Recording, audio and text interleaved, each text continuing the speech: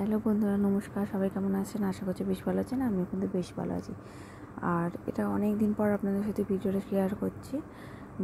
কেন কটা দিন ভিডিও আপলোড করতে পারিনি, কারণ ছেলের প্রচুর শরীর খারাপ ছিল, ইনফেকশন হয়ে গেছিলো পেটে। বাইরের কিছু খাবার ওর মুখে দেওয়া হয়েছিল, টুকটাক ওকে আমরা যা খাই দিই, সেটা হচ্ছে আমাদের সবথেকে বড় ভুল। ওই থেকে আমার ছেলের পেটে ইনফেকশন হয়ে গেছিলো। প্রায় এক সপ্তাহের ওপরে 10-12 দিন আমার ছেলে জ্বরে শুধু ভুগেছে। যতক্ষণ না ইনফেকশনটা ঠিক হয়েছে ততদিন আমার ছেলে জ্বরে এত পরিমাণে আমার ছেলে কষ্ট পেয়েছে যে কি বলবো। ছেলেটার 104-এর কাছাকাছি জ্বর, ছেলেটার ঘুমাতে পারছে না। 4 থেকে 5 ঘন্টা পর পর আমার ছেলেটার জ্বর শুরু হয়ে গেছিলো। মানে এই কারণে আমি ভিডিওটা আপলোডও এই এক সপ্তাহের বেশি কোনো ভিডিও দিতে পারিনি। দেবো কী করে? আমার ছেলেটা এত শরীর খারাপ, এত ভুগছে, আমি ছেলেটাকে রেখে এক পা কিছু করতে পারছি না। যা হোক করে রান্নাটা করে আবার ছেলেটার কাছে চলে আসি। আর ছেলেটা তো বেশিক্ষণ থাকতেই পারছে না, ওকে এই ওষুধ খাওয়াচ্ছি, আবার 4-5 ঘন্টা পরে জ্বর। না রাতে ঘুমাতে পারছে, না দিনে ঘুমাতে পারছে। আমার ছেলেটা ঘুমাতেই পারছে না, এত পরিমাণে কষ্ট পেয়েছে। আমি নাক কান মুলেছি, আর ছেলেটাকে কখনো বাইরে খাবার মুখে দেবো না। আমি যে ভুল করেছি, যারা আমার ভিডিওটা দেখি, যাদের যদি ছোট্ট বাচ্চা থাকে, ওই যে সবাই বলে না বাচ্চাদের একটু বাইরে খাবার, সব খাবার দিতে হয়, একটু অভ্যস্ত করতে, একদম ভুল কথা। এই যে সবার কথা শুনে আজ আমি এই ভুক্তভোগী। এই যে সবাই বলে একটুখানি যা খাচ্ছিস একটু মুখে দে, এই আমি আর কখনো কোনো বাচ্চাকেই বলবো না এই যে দিতে। আগেকার বাচ্চা কিভাবে মানুষ হয়েছে না হয়েছে আমরা ঠিক বলতে পারবো না, কিন্তু এখনকার জেনারেশনের বাচ্চা আমি একটু কিছু দিলে এদিক থেকে ওদিক থেকে। আর দেখো, আমরা বাচ্চা মনে বেশি যত্ন করে বলে এই অবস্থা। যারা বাইরে থাকে বা কিছু, তাদের বাচ্চা তো দিব্যি মানুষ হয়ে যায়। আমরা বেশি যত্নে তোলা করে রেখে দিই বলে আমাদের বাচ্চার বেশি শরীর খারাপ। এই কটা দিনে আমার ছেলে যা কষ্ট পেয়েছে না, চোখে দেখা যাচ্ছিল না, এত কষ্ট। আমার নিজের কান্না পেয়ে যাচ্ছিলো, না আছে আমার ছেলেটা খাওয়া দাওয়া, না আছে কোনো কিছু করছিল না। এই ডাক্তার দেখাচ্ছি, ডাক্তারকে ফোন করছি, ডাক্তার বলছে জ্বরটা কমছে। ও অ্যান্টিবায়োটিক দিয়েছিল 5 দিন খেয়ে তারপরে আরও 2 দিন জ্বরটা এসে তারপর আমার ছেলে জ্বরটা কমেছে।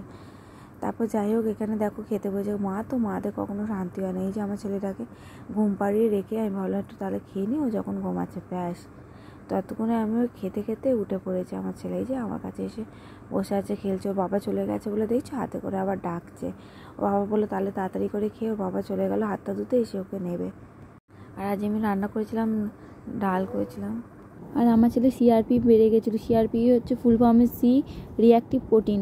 এটা হচ্ছে একটা লিভারের মধ্যে একটা ভাইরাস, যেটাকে এই প্রোটিন আমি ঠিক বলতে পারছি না, এই জিনিসটা আমার ছেলে ছড়িয়ে গেছিলো, যেটা 2 থেকে 4, 0 থেকে 2 থেকে 4-এর মধ্যে থাকার কথা, সেটা আমার ছেলে হয়ে গেছে 63.86। এই আমার ছেলের হয়ে গেছিলো। আর এটা থেকে আমার ছেলের এত বাড়াবাড়ি হয়ে গেছিলো, যেহেতু সিআরপিটা আমার ছেলের বেড়ে গেছিলো। এমনি টোটাল মোটামুটি সব ঠিকই ছিল, অনেকগুলো টেস্ট করতে দিয়েছিলো, যেহেতু জ্বরটা কমছে না, তার মধ্যে সিআরপিটাই বেশি আমার ছেলে বেড়ে গেছিলো। আর বললো এটা ইনফেকশান, যেহেতু কিছু থেকে একটা ছড়িয়েছে। খালি আমাকে স্যার একটাই কথা জিজ্ঞাসা করছিলেন, বাইরে থেকে কিছু খাইয়েছেন? আমি তো আর বলতে পারছি না যে আমার ছেলের মুখে একটুখানি কেক দিয়েছিলাম আমার বার্থডের দিন। আর তারপরের দিন থেকে আমার ছেলের এত শরীরটা খারাপ হয়ে গেছিলো, আমরা বুঝতে পারিনি। 4 দিনের মাথায় গিয়ে আমরা ব্লাড টেস্ট করেছি, আর একটু আগে করলে আমার মনে হয় ভালো হতো। আমরা হয়েছে নর্মাল জ্বর হয়েছে, কমে যাবে। আর স্যারও সেটাই ভেবেছিলেন। স্যার তো বেশি ভাবছিলেন টাইফয়েড, যেহেতু আমার ছেলে জ্বরটা একদমই কমছিল না, 10 থেকে 12 দিন, তার বেশি তো কম হবে না, আমার ছেলেটা এরকম করে পড়েছিল।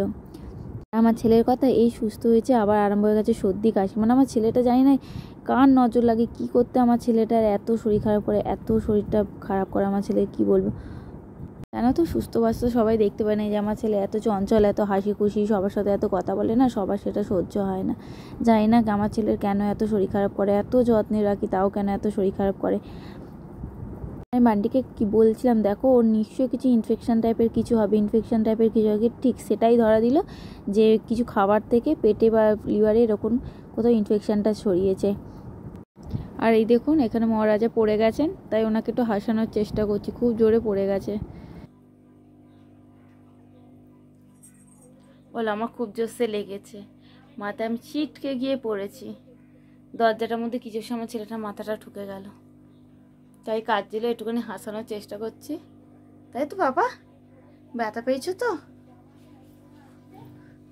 চলো।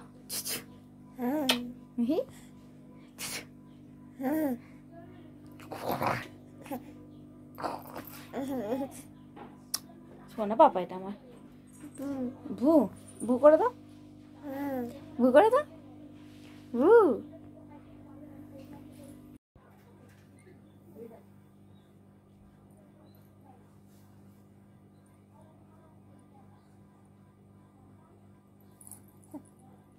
যেটা আমার ব্যথা পেয়েছে তার মধ্যেও হাসছে আমার ছেলেটা। এই যে থার্মোফর্ম জেলটা দিয়ে দিয়েছি, খুব জোশে পড়েছে। এইখানটা আমার ছেলে ছিটকে গিয়ে, এখানটা দরজা আছে কাঠের, এই ছিটকে গিয়ে এখানে গিয়ে মাথাটা গিয়ে ঠুকে গেছে আমার ছেলে। খুব জোশে আমার ছেলেটা ব্যথা পেয়েছে, নাহলে আমার ছেলে না খুব একটা কাঁদে না, খুব জোশে ব্যথা পেয়েছে। এই যে এখানটা লাল হয়ে গেছে, ফুলে হয়ে গেছে, এই যে এখানটাতে ব্যথা পেয়েছে আমার ছেলেটা।